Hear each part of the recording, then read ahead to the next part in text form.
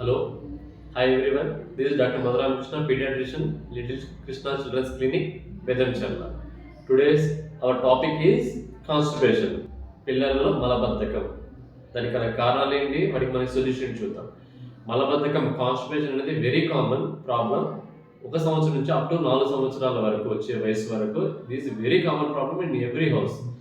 So పిల్లలకి కారణాలు ఏంటి, మెయిన్గా ఇర్రెగ్యులర్ మీల్స్, ఎక్కువగా బిస్కెట్స్ తినిపించడం, చాక్లెట్స్ ఎక్కువగా ఇవ్వడం, జంక్ ఫుడ్ ఎక్కువగా ఇవ్వడం, తర్వాత వాటర్ అనేది మెయిన్గా చూస్తున్నాము, పిల్లలు వాటర్ తక్కువ తాగడము. ఈ అన్ని కారణాల వల్ల మనము ఈ యొక్క కాన్స్టిపేషన్ అనేది వెరీ కామన్ 4 సంవత్సరాలు వచ్చేటట్టు.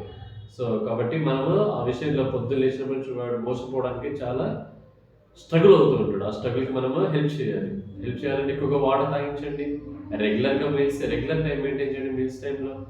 తర్వాత బిస్కెట్స్ కంప్లీట్గా అవాయిడ్ చేయండి, బికాస్ బిస్కెట్స్ మైదా పిండితో తయారవుతుంది, అది లోపల ఇంకా మోషన్ని జామ్ చేసేస్తుంది. సో కంప్లీట్గా అవాయిడ్ చేయండి. ఫైబర్ రిచ్ డైట్ అంటే ఎలాగా, ఎక్కువగా ఫ్రూట్స్, వెజిటబుల్స్, డేట్స్ ఇలాంటివి ఇవ్వండి. ఓకేనా? Thank you.